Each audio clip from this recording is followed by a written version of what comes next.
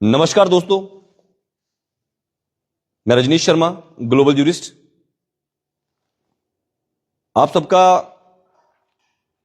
Ambuja Adani cement company के mining क्षेत्र में जो लगातार पिछले 2 महीने से और उससे भी लंबे समय से बहुत बड़ा विवाद, अवैध खनन की शिकायतें, भारी अनियंत्रित और अवैज्ञानिक ब्लास्टिंग का एक मामला तूल पकड़े हुए है। लगातार उस मामले में किस तरह से आज एक बहुत बड़ा अपडेट इस मामले में आया है। जैसा कि आपको बता दें कि डीजीएमएस जो director general of mines and safety जो विभाग है, इस विभाग के श्रीनगर से इस विभाग के जो डायरेक्टर हैं डीजीएमएस, वो दाड़ला घाट में आज पहुंचे हैं। लोगों की शिकायतों के बावजूद हमारे साथ अभी इस वीडियो में सीमेंट उद्योग व माइनिंग प्रभावित मंच, ये सीमेंट उद्योग, जितने भी सीमेंट उद्योग हैं और माइनिंग से प्रभावित और विस्थापित जो लोग हैं, उनके लिए जो संगठन, एक राज्य स्तर का यह संगठन जिसमें राज्य संयोजक और माइनिंग प्रभावित क्षेत्र मांगू पंचायत के यह स्थानीय निवासी हैं और प्रभावित डेंजर जोन क्षेत्र के अंदर इनका घर है।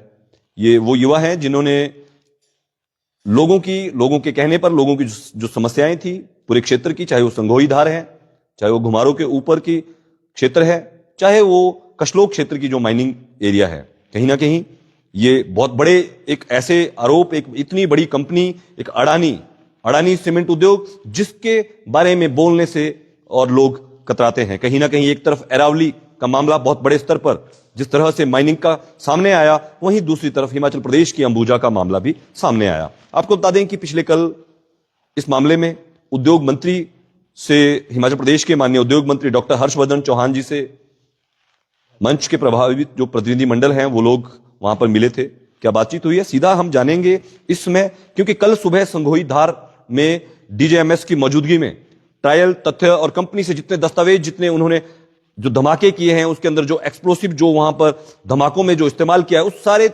आंकड़ों की 2 महीने का रिकॉर्ड कंपनी से मांगा गया है। यह बातचीत हमारी डीजीएमएस से अभी कुछ देर पहले हमारी हुई है और उन्होंने बहुत सी जानकारियां जो उन्होंने दी, क्योंकि ऑफ कैमरा अभी इससे पहले वो कुछ भी नहीं कह सकते। उन्होंने सिर्फ ये बताया है, उन्होंने संदीप ठाकुर से बात हुई है, तो हम सीधा संदीप ठाकुर से ही जानेंगे कि मसले में अभी क्या ताजा हालात हैं, किस तरीके से क्या चल रहा है। संदीप ठाकुर जी, आपका स्वागत है। नमस्कार जी। संदीप ठाकुर जी, थोड़ा सा बताएं कि 55 दिनों से आपकी हड़ताल चल रही है, 31 दिनों से भूख हड़ताल भी चल रही है। बहुत से लोग जो हैं इस पूरे समस्याओं को लेकर, इस मामले में बहुत अधिक लोग भी आए, कुछ लोग पीछे हट गए, कुछ दबाव के तहत हटा दिए गए, लेकिन आप फिर भी डटे हैं। कुछ लोग आपके साथ, ईमानदार लोग आपके साथ डटे हैं। कहीं ना कहीं थोड़ा सा बताएं कि अभी क्या हालात हैं और पिछले 55 दिनों की हड़ताल में प्रशासन ने आपसे बात की, नहीं की, या क्या हुआ है? लोग आपको सुनना चाहते हैं, प्रदेश के लोग चिंतित हैं इस क्षेत्र के सभी प्रभावित विस्थापित लोगों के लिए। जी सर, बहुत बहुत नमस्कार। हिमाचली और बिलासपुरी सटराला के दर्शकों को भी मेरा नमस्कार, और आपका सबसे पहले सर बहुत बहुत धन्यवाद, क्योंकि मैं हमेशा ये कहता हूँ कि आप जैसे लोग समाज में बहुत कम हैं, जो इस तरह के जो जनहित के जो मामले हैं या लोगों की जो पीड़ाएं हैं, इस तरह के मामले जो लोग उठाते हैं, और ऊपर से आप अधिवक्ता है, ये बहुत बड़ा एक हैरान करने वाला भी और एक समाज में पॉजिटिव मैसेज इससे जाता है कि ऐसे अधिवक्ता भी है जो जनता के लिए उठाते हैं और जनता की आवाज़ उठाते हैं। उसके लिए सबसे पहले सर पूरे प्रभावित परिवारों और इलाका वासियों और माइनिंग प्रभावित मंच की तरफ से आपका बहुत बहुत धन्यवाद सर, कि आप बार बार इस मसले को जनता तक, देश प्रदेश की जनता तक पहुंचा रहे हैं सर। और सर आगे आप, जैसे कि आपने कहा कि अभी मामला क्या है, मामला इन शॉर्ट में आपको बताऊं तो ये 28/11/2025 से शुरू हुआ। शांतिपूर्ण धरने की शुरुआत की, जिसका एसपी सोलन और एसएचओ दाड़ला घाट को मैंने लिखित में मेल के माध्यम से सूचित किया और शांतिपूर्ण तरीके। बीच में हम आपको थोड़ा सा टोकेंगे। आपने 28 तारीख के बाद किस तरीके से वहां पर अपनी बात जो है वो दाड़ला घाट पुलिस स्टेशन को, एसपी सोलन को लिखित में दी थी, लेकिन उसके बाद सबने देखा कि किस तरीके से अर्की क्षेत्र के एसडीएम और सबने देखा कि वहां पर क्या हुआ। अभी फिलहाल पिछले कल आप हिमाचल प्रदेश के उद्योग मंत्री जी से भी मिले, दूसरी बार आप उनसे मिले, जी दूसरी क्या बातचीत हुई, थोड़ा बताएं। जी सर, उद्योग मंत्री जी से व्यक्तिगत तौर पर हम मिले और हमारे प्रतिनिधि मंडल में जैसे कि आप भी हमारे, तो बहुत से और भी लोग थे हमारे साथ। तो हर्षवर्धन चौहान जी ने पहले भी कड़े शब्दों में ये कहा था कि ये जो कंपनी है ये हम इसके खिलाफ हैं, इसकी ये जो वायलेशन है। और कल इन्होंने सीधे शब्दों में ये कहा कि मैं व्यक्तिगत तौर पर भी वहां पर धरने पर आने का लोगों के हालात जो हैं वो मौके पर जाकर देखेंगे। उन्होंने सरकार के स्तर पर क्या संबंधित विभागों को कोई आदेश किए थे? जी सर, उन्होंने बिल्कुल मेरे सामने कॉल करके उसी वक्त, वो बिल्कुल गुस्से में, क्योंकि उनको सारे प्रूफ भी हमने, आप ये बताएं कि किन किन अधिकारियों से उन्होंने बात की थी? सीधे माइनिंग ऑफिसर जो है हमारे सोलन में, उनसे बात करी कि आपने क्या उस विषय में किया जो ये मामला चल रहा है। तो उन्होंने उनको पूछा सीधे तौर पर, तो क्या माइनिंग के कोई अधिकारी मौका पर इतने दिनों से आए थे? जी नहीं सर। कोई किस तरह की कोई कमेटी ऐसी कोई प्रशासन द्वारा बनाई गई? नहीं सर, कोई कमेटी अभी तक नहीं पहुंची। जी, 55 दिनों से प्रशासनिक अधिकारियों ने आपसे, किसी ने कोई बात करने की, कोई जिम्मेदार अधिकारियों ने 55 दिनों से हड़ताल के दौरान संगोई धार में पहुंचने का कोई पहुंचे? जी नहीं सर, अभी तक लोगों की समस्या किसी तरह पर नहीं की। अच्छा, तो आप थोड़ा सा बताएं कि डीजेएमएस जो है वो आज दाड़लाघाट पहुंचे हैं और आपके साथ उनकी बैठक भी हुई है, और किस तरीके से क्या कहा है उन्होंने? जी सर, सबसे पहले तो डीजीएमएस सर को हमने सारे वो डॉक्यूमेंट दिखाए, आपने नाइट माइनिंग और वो जो अत्याचार हो रही है, जैसे रिवर वाटर लेवल के नीचे खुदाई कर रहे हैं, उनके हमने प्रूफ दिखाए। और कंपनी ने किस तरह से झूठी एफआईआर इकलौते मेरे ऊपर, क्योंकि मैं नेतृत्व कर रहा हूं, 2 एफआईआर, 2 सिविल सूट और एक एसडीएम की तरफ से नोटिस। रात को कोई माइनिंग होती है? और रात के ब्लास्ट, रात के माइनिंग नहीं होती है? बिल्कुल होती है सर जी। वो तो किसी से भी आप पूछ सकते हैं, जी। वो तो पूरा गांव तो उसके कोई प्रूफ आपके पास है? बिल्कुल प्रूफ है सर। तो आपने वो भी दिखाए? वो भी दिखाया विद जीपीएस, जी, टाइम एंड डेट। जी और जी, उनको वो उन विद टाइमिंग हमने बताया 1 हफ्ते के बीच में, और वो देखकर खुद हैरान हुए। जी, तो उन्होंने फाइनली क्या कहा है डीजीएमएस? क्योंकि आपसे मिले हैं, हमें जानकारी मिली है कि 2 अन्य साइंटिस्ट भी जो है वो दाड़लाघाट में पिछले 2 दिनों से पहुंचे हैं।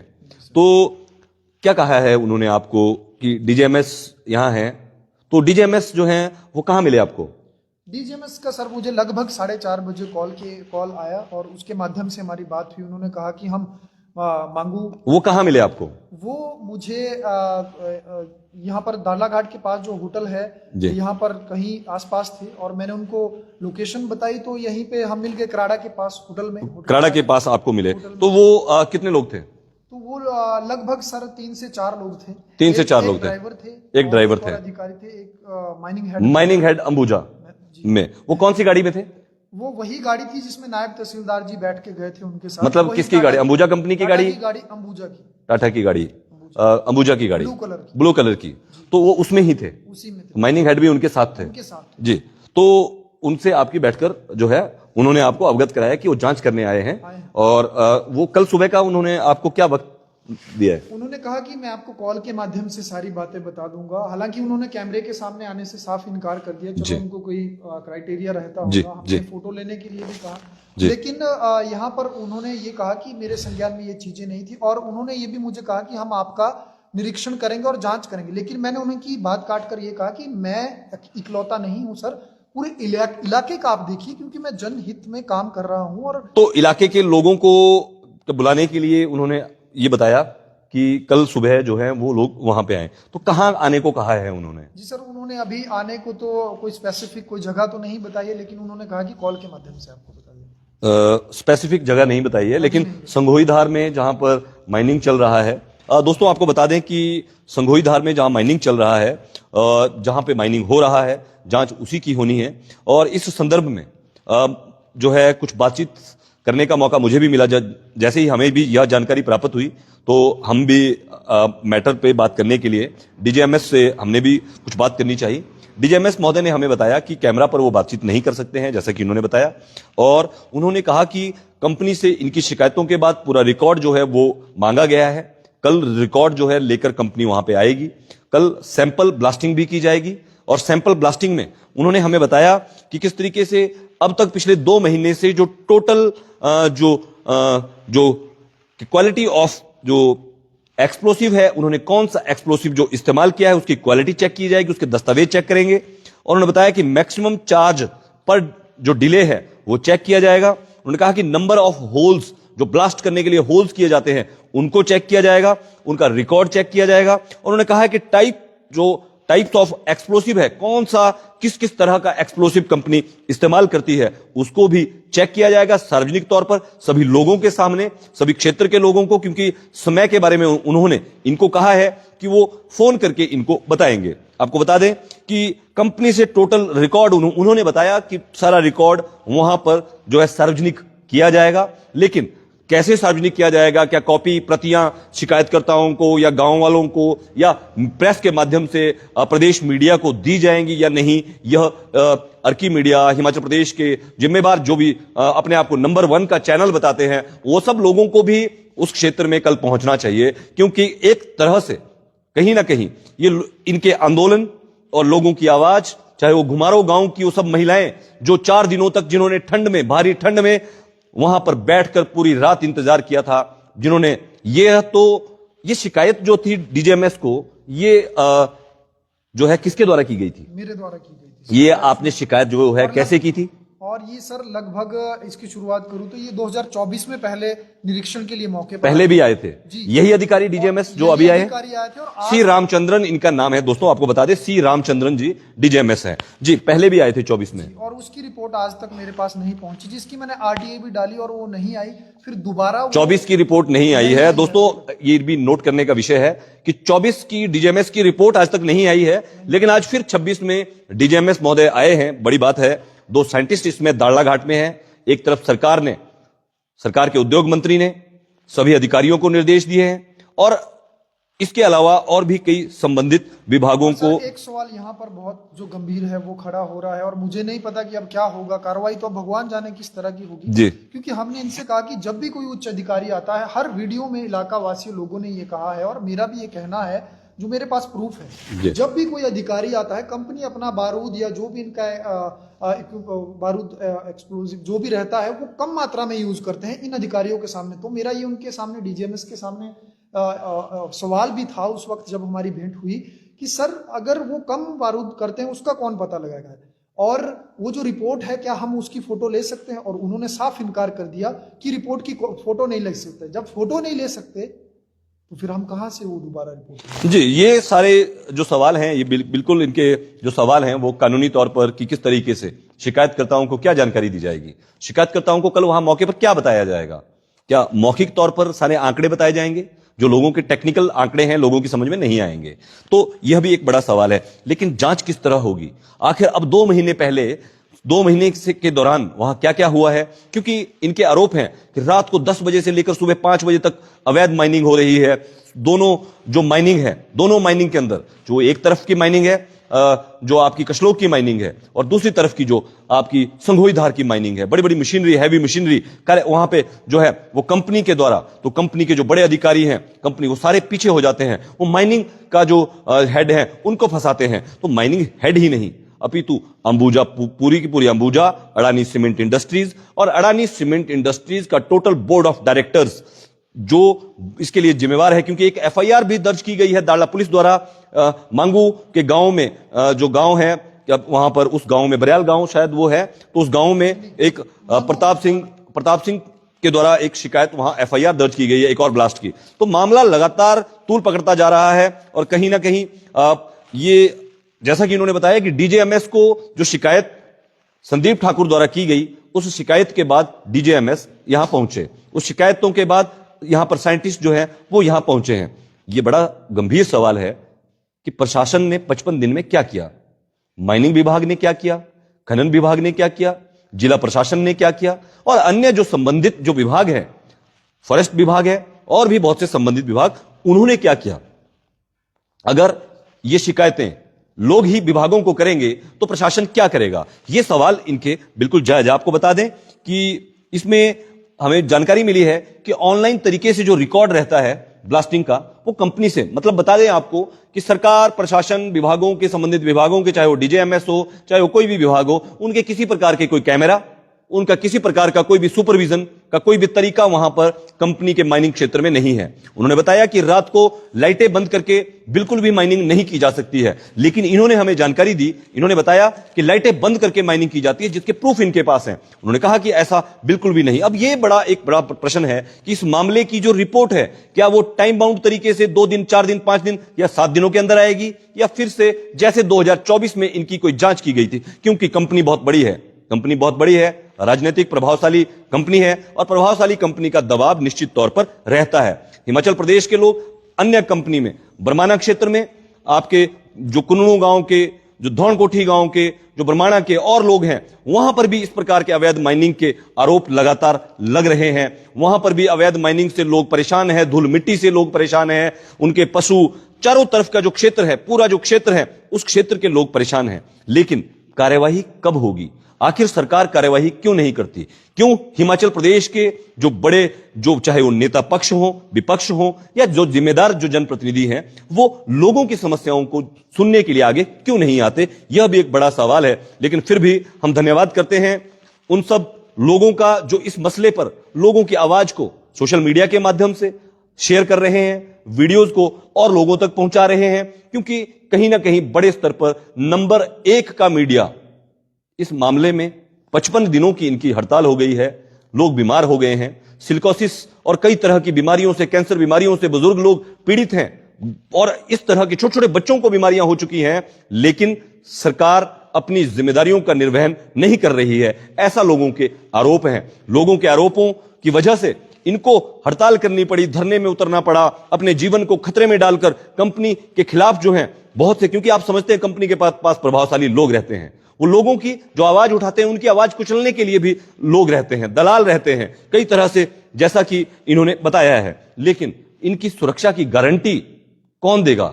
सांस लेने की, शुद्ध हवा, शुद्ध सांस लेने की हमें संविधान ने अगर एक अधिकार दिया है, तो ये उसकी मांग उठा रहे हैं। कहीं ना कहीं इन लोगों को न्याय क्या मिल पाएगा या नहीं, यह एक मुख्य प्रश्न है, जिस प्रश्नों का इंतजार जो है वो हिमाचल प्रदेश के लोगों को इस मामले में रहेगा। संदीप ठाकुर जी,